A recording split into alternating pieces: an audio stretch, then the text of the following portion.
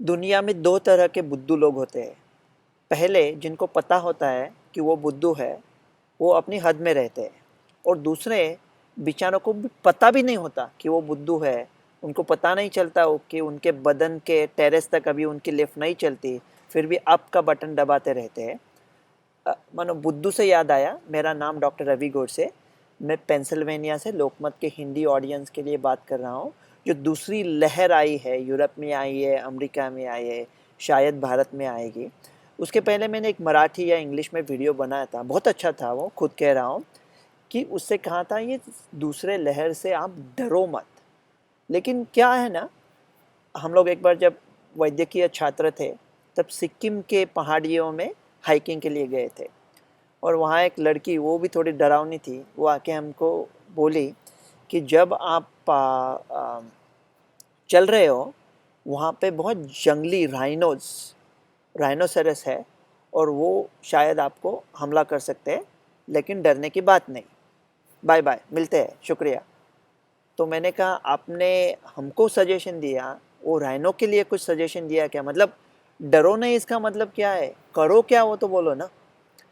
तो अभी दूसरी ये जो लहर आ रही है कोरोना की, उससे क्या करना है, क्या कर सकते हैं, वो देखते हैं। पहली चीज़ ये है कि अगर आपने पतलून पहनी हुई है और उसमें काफ़ी छेद है, तो अगर आप वो छेद मापते रहेंगे, तो उससे क्या अंदर से जो दिख रहा है वो ढक जाएगा? नहीं, आप सिर्फ छेद मापते रहेंगे। तो वो ढक लो ना, अभी कुछ कवर कर लो, कुछ ट्रीटमेंट तो कर लो ना। पागलगिरी की वैद्यकीय परिभाषा में व्याख्या ऐसी होती है कि आप पर कोई संकट आए और आपने जो उसका इलाज किया, वो इलाज चला नहीं, लेकिन आप वही इलाज बार बार करते रहो और अपेक्षा ये रहे कि नतीजा कोई दूसरा निकल आए। इसको मेडिकल परिभाषा में इंसैनिटी कहते हैं। अभी दो विचारधारा क्या है? एक विचारधारा कहती है जिसको होगा कोरोना, उसका होगा, होना है वो होने दो, उनको बरामद करने की कोशिश करो। और दूसरी प्रवाहधारा कहती है कि टेस्टिंग, ट्रेसिंग, आइसोलेशन। जिनको हुआ है उनको टेस्ट करो, उनके कॉन्टैक्ट ट्रेस करो और उनको आइसोलेट करो। कैसे करेंगे हम आइसोलेशन? कै क्या पॉसिबली मुमकिन ही नहीं है। अपना एक सोशल डिस्टेंसिंग भी, इतना बड़ा देश है अपना, इतने लोग हैं, इतनी भीड़ होती है, त्यौहार आ रहे, कैसा ये ट्रेसिंग विसिंग तो अभी एनीवे हो नहीं रहा है और पॉसिबल ही नहीं है। ये मैं कोई वैद्यकीय मशवरा नहीं कर रहा, या आपको ऐसा भी नहीं कह रहा वो आपके गवर्नमेंट, लोकल गवर्नमेंट जो कह रहे हैं उसकी बात ना माने, वो आप करते रहिए। मैं ऐसे दोस्त की नाते से आपके साथ बात कर रहा हूँ। तो अगर हम लोग टेस्टिंग, ट्रेसिंग, आइसोलेट नहीं कर सकते, तो हम क्या कर सकते हैं? सबसे पहली चीज़ है कि डर को मिटा देना। देखो, अगर मैं एक बार बम्बई में बिना टिकट से विक्टोरिया टर्मिनस से जा रहा था, तो उसको अभी छत्रपति शिवाजी टर्मिनस कहते हैं। तो मैं बहुत डरा हुआ था कि शायद मुझे टिकट चेकर पकड़ेगा, और टिकट चेकर ने पकड़ लिया। पकड़ने के बाद मेरा जेब तो हल्का हो गया, लेकिन मन भी हल्का हो गया कि मतलब अभी उसके बाद में एकदम बहुत आराम में था। एक बार पकड़ लिया सो पकड़ लिया। और टिकट चेकर ने मुझे क्यों पकड़ा पता है? क्योंकि मेरे चेहरे पे डर था।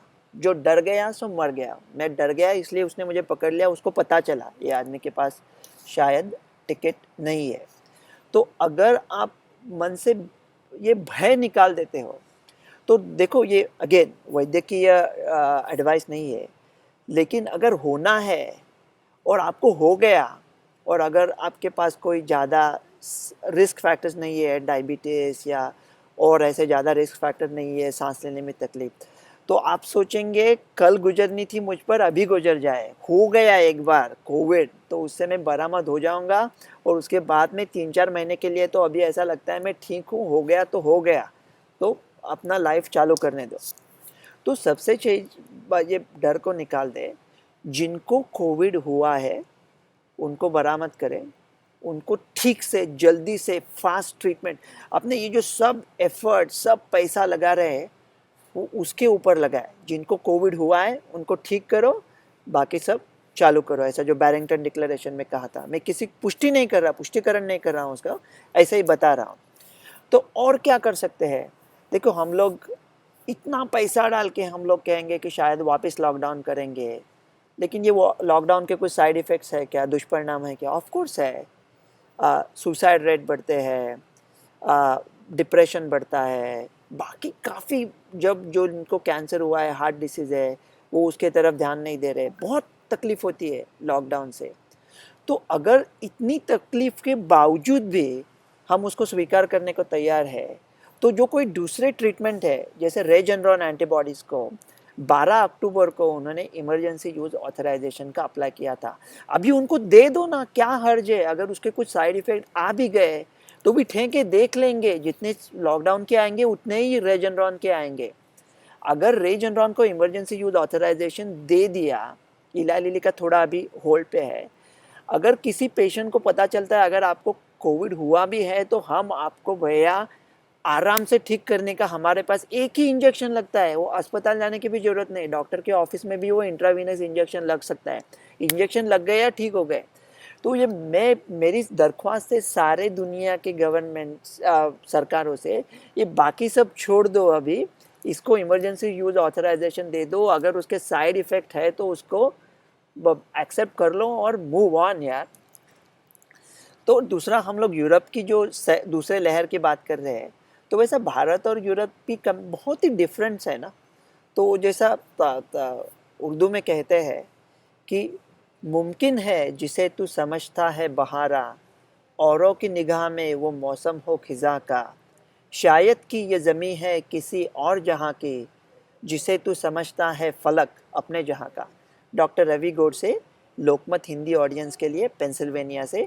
डरिए मत, दूसरी लहर आई तो भी जिनको कोविड हुआ है उनको ट्रीट करो, मोनोक्लोनल एंटीबॉडीज़ को अर्ली अप्रूवल के लिए झगड़ा करते रहो, सब साथ में ठीक हो जाएंगे। डॉक्टर रवि गोडसे।